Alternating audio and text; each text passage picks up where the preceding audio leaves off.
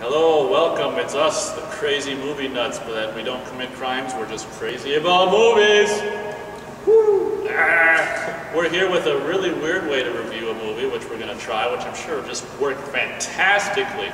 He's here to review a movie that I haven't seen, so he's just going to talk about it, and if I have any questions, I can interact with him in that way. He's going to be the voice of the audience. I'll be the voice of the audience who would never pay anything to see the movie he saw. He's reviewing. So let's see how this works. It should be interesting. So here we go. He's going to review The Green Lantern. And the good news is I probably went to the paid movie to see the movie. So again, the movie Green Lantern isn't half as bad as you'd expect it to be, but it's not half as good as you'd want it to be either. It's a movie that I think would have been really good about 10 years ago. Like, once X-Men, the first X-Men came into being and sort of shot all the other, like, superheroes into stardom, you've come out with some really fantastic comic book movies. Starting with Sam Raimi's Spider-Man, and I think Spider-Man 2 is my all-time favorite comic book movie, and Chris Nolan's work with the two Batman movies were fantastic, especially The Dark Knight. I mean, everybody cites that as just a masterpiece. The X-Men, The First Class, which just came out this summer, I think is one of the best comic book movies I've ever seen. Thor, again, Iron Man. Like, these are great comic book movies, and as a comic book movie, Green Lantern does not stand a chance in those... in that category. In that category, no. It does hold up Hope standing alongside the... Gumby. Like, well, yeah. Brady. The 90s movies, such as, like, the 90s Batman, Batman Returns, Batman Forever, like The Shadow. So you feel it was just kind of Phantom, like a good movie, maybe in the wrong period. Wrong decade. It was 20 years too late. But it was all right. It just didn't have any emotional connectivity that Spider-Man 2 or The Dark Knight presented, or certainly X-Men First Class or Iron Man. Like, there was strong responses, visceral responses that you had to the people in those movies, whether it was the villains or the fantastic heroes. This one just didn't really cut it, and it's not the fault of Ryan Reynolds. Ryan Reynolds did a good job. He performed it well. He was believable. The suit was fine. The setting was all right. I mean, it just didn't feel like it mattered, and it did get better as it went along. The first half hour is atrocious. My God. The next half hour is a little better. The next half hour is all right. How many? And the last half hour is a 2-hour movie, my lord. It is? Yeah. The last half hour is fine. So go in. If you want to see an okay movie, an entirely cut average movie, just Green Lantern is your best option. It's colorful, I will say that. The color is pretty to look at. And Blake Lively, if you watch her on mute, is fine. The thing is, she can act. I've seen her. She was really good in The Town, Ben Affleck's movie last year. Fantastic movie. She was good in it. She wasn't in much, but she was really good. Here, she just gives, like, the stiffest wooden performance. You'd think she was auditioning for The Terminator. She just the role of the yeah, like, she just had nothing going on, and she's supposed to be like the emotional character that the audience connects to, and you just can't. Like, I connected to the villain more, and the villain was hardly a presence either. Like, there's two villains. One villain is I'm gonna get the name wrong. It's Hammond, something Hammond. Oh crap. John Hammond. John Hammond. Welcome to. No, it was Hammond. It's like Hector Hammond. There we go. Hector Hammond was the mini boss, if you will, and he was good. Like, Peter Sarsgaard's a great actor. He was really good, with dialogue that was written presumably on a doily. Like he had nothing to go off of, but he was a good enough actor. He kind of sold it.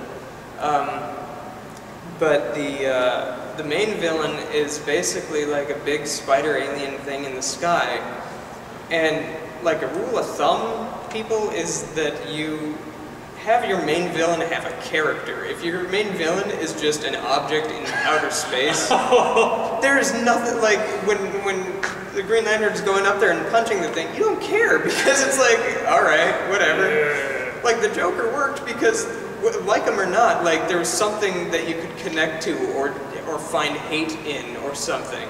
Identify with. Yeah, there's something you can identify with, and I can believe that the Joker exists. I can believe that Dr. Octopus exists, or the Green Goblin, or Magneto. My God, like, I mean, these are characters that, like, are identifiable. You understand why they are the way they are. They tried to do that with this, but essentially, at the end of the day, it's a special effect in the sky. Like, I mean. So, did you see 2D? Yeah, I saw 2D. I would have gone 3D had I had money, but had you had money. Our coworker actually recommended the 3D version. I haven't seen it myself, but she said the 3D works. There you have it. Yeah, I guess I don't have any questions other than that. It was basically a 90s comic book movie. I hear that the effects were pretty bad. Is that true? They were alright. I mean, they weren't, I wouldn't say they're bad. I think the makeup effects were kind of bad on Hector Hammond. Like, throughout the entire movie, and this is only a joke that people are going to get who've seen the movie, but I was just like, man, the aliens get bad head, because, like, that headpiece that he was wearing just looked so fake. My God. But there's no excuse in this day and age. Pretty much. Like, I mean, like, I've seen some great facial prosthesis, and that one just didn't. That was not good. It was an alright 90s movie. I think it would have been enjoyable or well liked 10 years ago, or 20 years ago. Or 20? Now it's 20? Well, like the early 90s. I think it would have been. It would have found a home in the early 90s. Oh man, that is 20 years ago. Yeah. Oh, shit. Well, there you have it. So I'd give it 2.5. There were things that I did like about it, mainly like Ryan Reynolds was charming enough to make me believe that character was there. So basically I'm giving it a passing review for it's colorful, and Ryan Reynolds. It's charming. It's charming.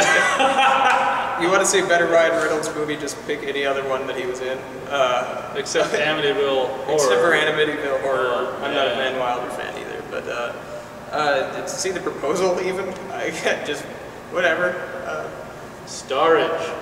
At 2.5. 2.5? 2.5 out of 4. It's entirely average. 20 years ago now kind of movie. What's with DC? Like, I mean, like Superman. The first Superman movie was good. I believed he could fly. Batman. I'm a fan of The Dark Knight, and I thought Michael Keaton was good. But you think in general DC they have like they're not holding their own to no, like they do have a bunch of misses, right? Yeah, they have good, interesting characters. Green Lantern is a really interesting character that was completely failed upon, and Superman, they keep on making those movies, and you've said what you needed to say with Superman after the first movie. There's nothing more you can really say with that character. Yeah. Batman is interesting. Batman they can make movies on forever. But there's other characters out there that are really good, and they're not like getting. Wonder Woman would make an excellent movie. I think Green Arrow is an interesting character. There are characters out there that you could do and make good movies, yet they're just gonna, like, after Chris Nolan is done with his Batman movie, Warner Brothers is already in the works with another Batman reboot. Yeah, mother fricker. Like, this is really technically the 4th time that will be happening, because the Schumacher ones didn't really follow with what the Tim Burton ones did. They were sort of a reboot in and of themselves. You kind of think, you consider the two Schumachers to be reboots in a way, which is, I guess, true, kind of, isn't it? Yeah, because like they even redo the origin story in Batman Forever. Oh, yeah, that's true, isn't so, it? I mean, like, like this would be the 4th time around. Just, you can do better, DC. Matt told you better get on the track. I mean, Marvel's coming out just wailing on you. They have 3 movies out this year. 2 of them have already come out and were fantastic. They have another one coming out in a month, and the one that you put out is subpar, like, garbage. in comparison to Thor, which was, I thought, an excellent movie, especially, like, it was a Shakespearean comic book movie. And then you have X-Men, the First Class, which I think is the best X-Men movie, hands down, but it's the best Marvel movie put out since Spider-Man 2. Excellent movie. Don't be putting out things like the Green Lantern. You could have done something there. Big monster in the sky. Yeah. Whatever. All right. Well, that's what he has to say on Green Lantern, and that's what I have to hear on Green Lantern. I'm Nate. Matt. Catch you later.